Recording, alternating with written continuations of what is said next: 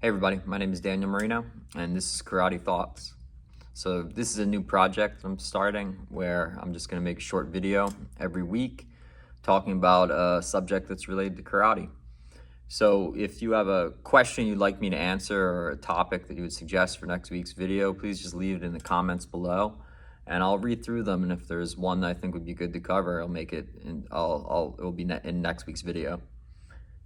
So just to get things started, this week I want to talk about forms, or kata in Japanese, hyung in Korean, whatever term you like to use for them.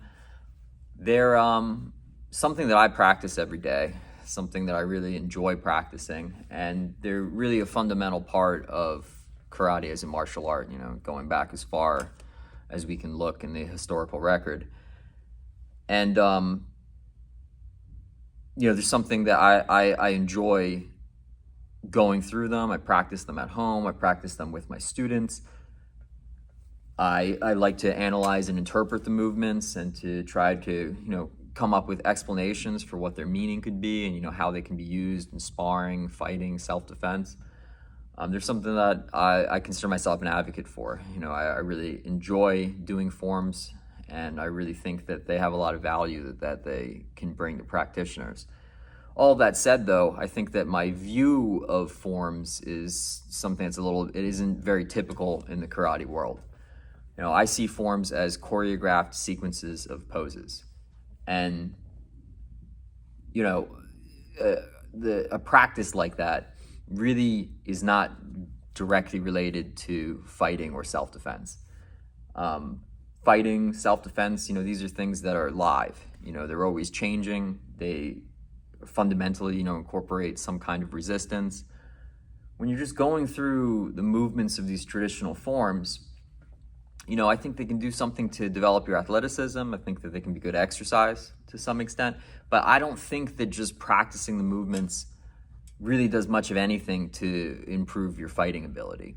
I think that even once we analyze and interpret the movements and we figure out, what kind of functional techniques might be the meaning behind them, you still need to go through the process of learning how to apply those techniques in sparring with a resistant partner. And I don't think, this choreographed sequence of poses that we call forms really does much to help you with that.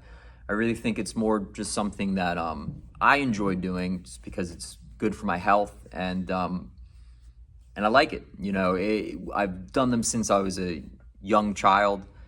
I like the way that the movements affect my thoughts, the way it's like it's a form of meditation almost for me. If I'm stressed or anxious about something, sometimes it really can help for me just to get up and to start moving around a little bit and doing some forms. It's something I take with me everywhere that I go, and I really have a lot of appreciation for them. And I do think, there's a lot of really cool stuff that you can kind of extract out of them in terms of their possible use and application. But I just think it's also important as practitioners that we're very clear in our mind when we're looking at these things, that just going through the motions, especially going through them the way that they're typically done in most karate styles, where it's where you pose and you hold certain positions, I don't think that that's functional training. I think it's just something that's a little bit of a separate part of practice. Still a valuable one, but something that's separate, and that for if you want to improve your ability to fight and defend yourself, you really should be concentrating on other areas. So that's my thoughts on that. I'd love to know your thoughts as well. Please leave them in the comments, and again, please leave in the comments any suggestions you might have for a topic that I can cover next week. Thank you very much.